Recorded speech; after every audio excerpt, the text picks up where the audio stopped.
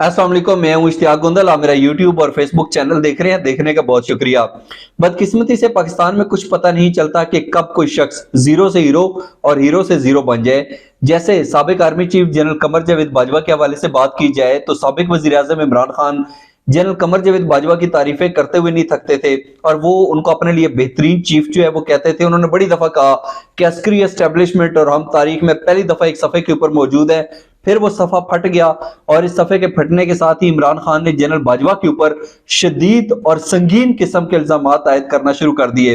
ये इल्जाम कौन कौन से हैं और किन वजूहात की बुनियाद पर यह जरूरी है कि जनरल कमर जावेद बाजवा इमरान खान के इन संगीन इल्जाम के ऊपर अपना रद्द-ए-अमल दें, जवाब दें। अगर वो खामोशी इख्तियार करेंगे तो किस तरह का नुकसान होगा और माजी में इस हवाले से क्या होता है, आज के विलाग में इसी टॉपिक के ऊपर बात करेंगे।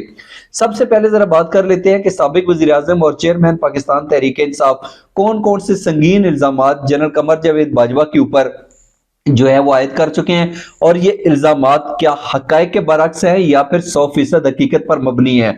जरा इन इल्जामात का एक जायजा लेते हैं। इमरान खान साहब ये कहते रहे कि जनरल कमर जावेद बाजवा ने जो कुछ पाकिस्तानी कौम के साथ किया ऐसा दुश्मन ने भी नहीं किया। अब यकीनी तौर के ऊपर ये एक बड़ा संगीन किस्म का इल्जाम आयद है। यानी इमरान खान साहब जो है वो जो पाकिस्तान को तोड़ने वाली कुव्वतें थी, जिस तरीके से हम अफगानिस्तान की बात करें, उनकी खुफिया एजेंसी की बात करें या हिंदुस्तान और हिंदुस्तान के खुफिया एजेंसियों की बात करें, तो क्या उन्होंने वाकई इतना नुकसान नहीं पहुंचाया जितना साबिक army chief general Qamar Javed Bajwa ने पहुंचा दिया। मैं ये समझता हूँ कि एक बहुत संगीन नोयत का इल्जाम है और जिस शख्स ने फौज के अंदर तकरीबन 4 दहाइयां गुजारी हों वो इतना ज्यादा नुकसानदेह कैसे हो सकता है। यकीनी तौर के ऊपर ये सवाल है और इसका जवाब जनरल कमर जावेद बाजवा को देना चाहिए। इसके साथ साथ अगर दूसरे इल्जाम की बात की जाए तो इमरान खान साहब ये कहते हैं कि जनरल परवेज मुशर्रफ ने एनआरओ 1 दिया था और जनरल कमर जावेद बाजवा ने एनआरओ 2 दिया, जिसके बाद जो करप्ट टोला था वो इक्तदार के अंदर आ गया और इक्तदार के ऊपर मुसल्लत हो गया और पाकिस्तानी कौम का और पाकिस्तान का बड़ा नुकसान हो गया। अब यकीनी तौर के ऊपर जो है ये भी एक संगीन इल्जाम है और इस हवाले से अगर कहा जाए जनरल परवेज मुशर्रफ के हवाले से तो सारे कहते हैं कि उन्होंने एनआरओ दिया था, लेकिन जनरल कमर जावेद बाजवा ने एनआरओ 2 दिया या नहीं दिया, इसके हवाले से अभी इल्जाम तो बहुत सारे सामने आते हैं, लेकिन शायद क्या हैं, क्या वो शायद ऐसे हैं कि इस चीज के ऊपर यकीन किया जाए। यकीनी तौर के ऊपर इसका जवाब भी देना पड़ेगा। अच्छा, जो तीसरी बात है फैटिफ के हवाले से, financial action task force, Pakistan बदकिस्मती से जून 2018 से फैटफ की ग्रे लिस्ट में था। फिर उसके बाद इकदाम होते रहे, लेकिन जिन्होंने पाकिस्तान को ग्रे लिस्ट से निकालना था वो नहीं निकाल रहे थे। वो आप बेशक हिंदुस्तान जैसे ममालिक की चलाकी यारी कह लें या फिर उनकी पाकिस्तान मुखालिफ सरगर्मियों की बात कर लें, बहरहाल वजह कोई भी थी। उसके बाद पाक फौज ने एक स्पेशल जो सेल था वो बनाया जिसकी सरबराही पाक फौज के एक सर्विंग मेजर जनरल कर रहे थे। एक अम्ब्रेला बनी और उस अम्ब्रेला के तले जितने भी बाकी डिपार्टमेंट्स थे, मिसाल के तौर पर आप FIA की बात कर लें, FBR की बात कर लें और जितनी भी लॉ इन्फोर्समेंट एजेंसीज थी और जितने भी इस तरीके से कौमी इदारे थे, उनको एक अम्ब्रेला की तले इकट्ठे किया गया। पाकिस्तान दिन रात इस कोशिश में लग गया। पाकिस्तान ने बड़े बेहतरीन इकदाम किए और अल्हम्दुलिल्लाह पाकिस्तान फैटफ की ग्रे लिस्ट से निकला। लेकिन इमरान खान साहब ने इस हवाले से भी इल्जाम आयद किया है। उन्होंने कहा कि जनरल कमर जावेद बाजवा ये कहते थे कि फैटफ के हवाले से कुछ ऐसे कवानीन बनाए जाएं कि जो हुकूमत के लोग हैं या पोजीशन के लोग हैं इनके ऊपर करप्शन के केसेस ना बने। इस हवाले से भी जरा बात करते हैं। इसके साथ साथ जो एक और बात वो करते हैं वो ये कहते हैं कि बिल्कुल जो साबिक वजीर आजम नवाज शरीफ साहब की बात करें, आसिफ अली जरदारी की बात करें, शहबाज शरीफ की बात करें, मरियम नवाज की बात करें, बाकी जितने भी लोग हैं अगर उनकी बात करें तो वो कहते हैं कि नैब जो इनके खिलाफ अगर केसेस की इंक्वायरी कर रहा था, राजा परवेज अशरफ, शाहिद खान अब्बासी वगैरह वगैरह जो नाम भी थे, उन्होंने कहा कि केसेस बड़े मेच्योर थे, सजा 100% यकीनी थी। और जब मैं नैब वालों से कहता था कि केस मेच्योर है, सारी चीजें सामने है, शायद आपके पास है, तो आप लोग भाई कार्रवाई क्यों नहीं करते? तो वो कहते थे हमें पीछे से आर्डर नहीं है, पीछे से अहकामात नहीं है। इमरान खान साहब ने नाम लेकर कहा कि जनरल कमर जावेद बाजवा जो है वो नैब को कंट्रोल करते थे, इस वजह से इत्तेसाब नहीं हो पाया। इसलिए मैं लूटी हुई दौलत जो थी, जिन्होंने पाकिस्तान को दिन रात जो है बड़ी बेशर्मी डिठाई के साथ लूटा, मैं वो पैसा रिकवर नहीं कर सका। मेरा ख्याल है ये भी बहुत बड़ा इल्जाम है। अगर तो जनरल कमर जावेद बाजवा के अपने पैसे थे फिर तो कोई भी माफ कर दे, वो चले ठीक है, उसका राइट है, उसका हक है भाई, लेकिन कौम का लूटा हुआ पैसा, तो क्या इसके ऊपर जनरल कमर जावेद बाजवा को वजाहत देनी चाहिए या नहीं देनी चाहिए, बयान देना चाहिए या नहीं देना चाहिए? आप बताइएगा। इसके साथ साथ अगर बाकी बात करें तो जिस तरीके से चीफ इलेक्शन कमिश्नर के हवाले से बात की जाती है, इमरान खान साहब ने इल्जाम आयद करते हुए कहा कि ये तो जनरल बाजवा का खास आदमी है और इसको पाकिस्तान तहरीक इंसाफ के अलावा और कोई जमात नजर ही नहीं आती, और ये जो है चीफ इलेक्शन कमिश्नर को सामने रख के मुझे तायात नहल करवाना चाहते हैं और ये चाहते हैं कि मैं इंतखाबात से अलग हो जाऊं, कभी इंतखाबात न लड़ूं ताकि इनको खुलकर मौका मिल जाए। और यकीनी तौर के ऊपर ये भी एक बहुत बड़ा इल्जाम है। फिर वो कहते हैं कि मैं एक सिटिंग प्राइम मिनिस्टर था, वजीर आजम था मैं, और मेरे घर का जो फोन था वो टेप हो रहा था, उसकी ऑडियो लीक्स जो थी, ऑडियो रिकॉर्ड्स की जा रही थी। तो यकीनी तौर के ऊपर उन्होंने फिर एजेंसियों के किरदार के ऊपर भी तनकीद का निशाना बनाया। उन्होंने कहा कि एजेंसियां ये गलीज काम कर रही थी। बहरहाल उन्होंने इल्जामात बहुत सारे आयद किए हैं। अभी यकीनी तौर के ऊपर मेरा काम है कि मैं उन इल्जामात के ऊपर जरा वजाहत करूं जो कि मैंने की।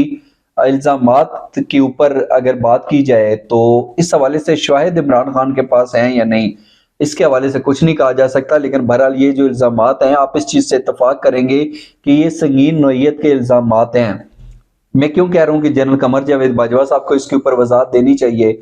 और बज़ाहिर तो ये पाकिस्तान के गैर एलानिया अस्करी जो है वो कवानीन है कि कोई भी जो फौजी अफसर है, जब कोई वो रिटायर्ड हो जाता है, मुद्दत मुलाजमत उसकी पाए तकमील तक पहुंचती है, तो 2 साल के लिए ना तो वो किसी जगह के ऊपर आके बयानात दे सकता है, ना किसी सियासी जमात के अंदर शामिल हो सकता है। लेकिन इसके बावजूद प्रेस रिलीज के जरिए या किसी ना किसी तरीके से ये जवाब दिया जा सकता है। अब जरा आते हैं अपने असल पॉइंट की तरफ कि ये जवाब देना जरूरी क्यों है।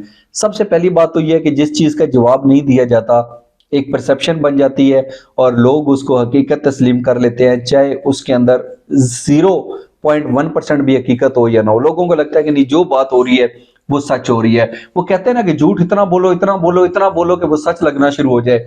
और इस तरीके से अगर हम देखें, साबिक अगर आर्मी चीफ की बात करें जनरल इशफाक परवेज कियानी की, तो आपको याद है कि उनके ऊपर 2 बड़े संगीन इल्जामात लगे थे। और वो इल्जामात ये थे, एक तो उनके भाइयों को जोड़ दिया जाता था कि वो जो फ्रंट मैन थे जनरल इशफाक परवेज कियानी के, उन्होंने इधर से माल बनाया, इधर लूट मार के ये पैसा बनाया, ये पैसा बनाया। उसके शायद कितने थे। और जो इसके बाद उनसे भी ज्यादा संगीन इल्जाम लगता है, वो कहते हैं कि जनरल इशफाक परवेज कियानी के ऑस्ट्रेलिया के अंदर जजीरे हैं। आप किसी बंदे से पता करें ना, वैसी डिस्कशन हो रही हो, वो फौजी जर्नैलों के ऊपर जब तनकीद करता है तो वो कहता है जी वो जनरल इशफाक परवेज कियानी के तो ऑस्ट्रेलिया में जजीरे हैं। हारून रशीद साहब का मैं एक पुराना क्लिप सुन रहा था, वो कहते हैं जनरल इशफाक परवेज कियानी तो कभी ऑस्ट्रेलिया में गया ही नहीं है। उन्होंने उनकी जवानी के दिनों में बात करते हुए कहा कि जनरल इशफाक परवेज कियानी जो थे, उनके पास अखराजात इतने कम होते थे, गुजारा इतनी मुश्किल से होता था कि उन्होंने दिन का खाना जो है वो छोड़ा हुआ था। और उन्होंने कहा कि ये इशफाक परवेज कियानी ने मुझे खुद बताया था। फिर यकीनी तौर के ऊपर जनरल इशफाक परवेज कियानी को फौज के अंदर बड़ा पसंद किया जाता है। वो एक जेसीओ के बेटे थे और उन्होंने फौज के अंदर अब बड़े तरक्याती काम करवाए, लोगों को रिलीफ देने के हवाले से। एनसीओ की बात करें, जेसीओ की बात करें, उन्होंने बड़ा जबरदस्त किस्म के इकदाम किए, इंतजाम किए और लोग उनको बड़ा पसंद करते हैं। और इसके साथ साथ लेकिन जब इस तरीके से इल्जामात लगना शुरू हो जाते हैं, भाइयों के हवाले से इल्जामात लग जाते हैं या ऑस्ट्रेलिया के अंदर जजीरों की बात की जाती है, जब वजाहत नहीं आती तो लोग उसको सच मान लेते हैं। जनरल इशफाक परवेज कियानी ने भी वजाहत नहीं दी। और अभी आप किसी बात करें ना, किसी जगह के ऊपर आप होटल के ऊपर चाय पी रहे हैं या बार्बर के पास शेव करा रहे हैं, उससे भी अगर आप इस टॉपिक के ऊपर कोई बंदा बात कर रहा होगा ना, तो वो भी जजीरों की बात करना शुरू कर देगा, बगैर ये सोचे समझे किसके अंदर हकीकत है, ये सच्चाई है। और वो ऐसी इसलिए बात करते हैं कि एक परसेप्शन बन चुकी है, लोगों को लगता है कि नहीं, ये जी बिल्कुल ऐसा ही हुआ था। इसलिए जनरल कमर जावेद बाजवा के लिए बड़ा जरूरी है कि वो इमरान खान के जो इल्जामात हैं, ये जो संगीन इल्जामात हैं, इसके ऊपर कम से कम कोई वजाहत तो दें, कोई जवाब तो दें, ताकि लोगों को जो है वो पता चले सच क्या है, झूठ क्या है। इल्जामात लगाए जा रहे हैं, इनके अंदर हकीकत कितनी है। अगर जनरल कमर जावेद बाजवा ये काम नहीं करेंगे तो फिर वही परसेप्शन बन जाएगी जैसे जनरल इशफाक परवेज कियानी के हवाले से बनी थी, और फिर लोग इमरान खान की बातों को सच मानेंगे और वो जनरल कमर जावेद बाजवा के हवाले से अपने शकोक शुबात और तहफ़्फ़ुज़ात में मुब्तला रहेंगे। इससे उनकी साख, उनके वकार को नुकसान पहुंचेगा। मेरा ख्याल है कि ये नहीं होना चाहिए, इसलिए उनकी तरफ से वजाहत करना बड़ा ज़रूरी है। आप इससे इत्तफाक करते हैं या इख्तलाफ करते हैं, अपना कीमती फीडबैक ज़रूर दीजिएगा और जाने से पहले इस चैनल को सब्सक्राइब ज़रूर कीजिएगा। अपना बहुत सा ख्याल रखिए। अल्लाह हाफ़िज़।